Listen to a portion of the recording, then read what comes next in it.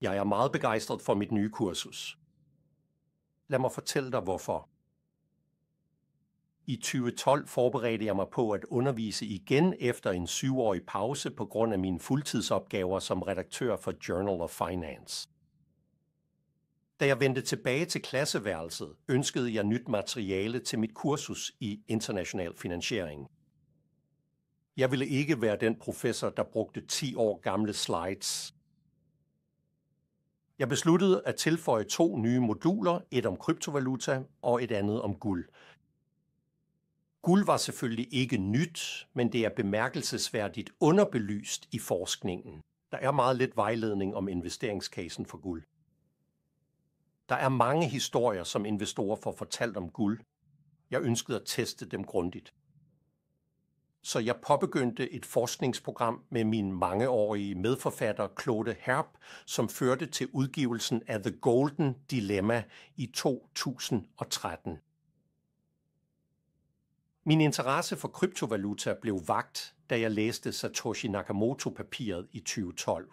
For at være ærlig, da jeg læste det første gang, var min umiddelbare reaktion: hvorfor er dette ikke udgivet i et peer-reviewet tidsskrift?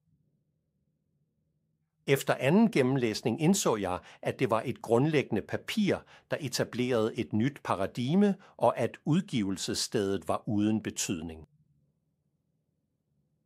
I 2014 udgav jeg Crypto Finance og havde lanceret et kursus dedikeret til Bitcoin og kryptovaluta-økosystemet. I 2021 udgav jeg DeFi and the Future of Finance, og over 100.000 studerende har gennemført mine kryptokurser. Jeg har også udgivet flere opfølgende artikler om guld. Ved et tilfælde befinder jeg mig i en unik position som en person, der ved noget om både guld og bitcoin. Og det er oprindelsen til dette kursus. Der er en anden grund til at lave dette kursus nu. I bitcoins tidlige dage blev det primært set som en betalingsmekanisme. Den funktion har endnu ikke slået igennem. I stedet bliver bitcoin i stigende grad behandlet som en værdilejring, ofte kaldet digitalt guld.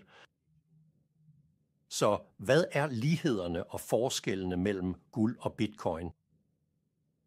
Hvilke unikke risici står hver især overfor?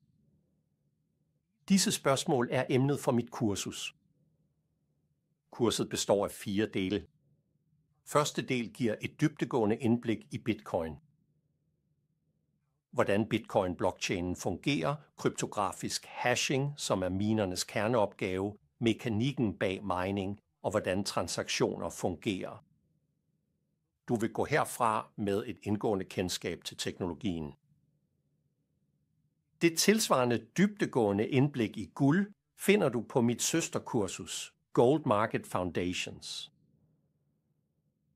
Del til undersøger de væsentlige lighederne mellem guld og bitcoin med et særligt fokus på inflationsrater, den komplekse proces med mining og det decentraliserede udbud. Del 3 udforsker forskellene, produktions- og omkostningsstrukturer, monetære egenskaber, markedsstrukturer, forskelle i tillid og sikkerhed samt geopolitiske spørgsmål. Del 4 omhandler de unikke risici, som guld og bitcoin står overfor. For bitcoin fokuserer jeg på 2 risici, et kvanteangreb og det såkaldte 1,5% angreb, hvor en aktør opnår flertallet af netværkets computerkraft. Jeg fremlægger beviser for, at 1,5% angrebet er en langt mere alvorlig trussel end kvanteangrebet. Jeg overvejer også 2 centrale risici for guld, som begge involverer uventede stigninger i udbuddet. Først alkymi.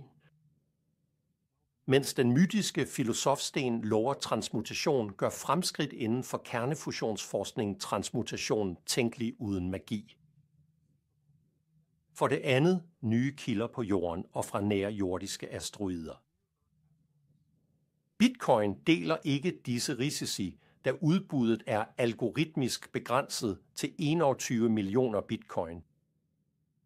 Jeg er begejstret for at dele mange nye idéer i dette kursus. Jeg anbefaler kraftigt, at du først gennemfører grundkurset om guldmarkedet. Lad os springe ud i det.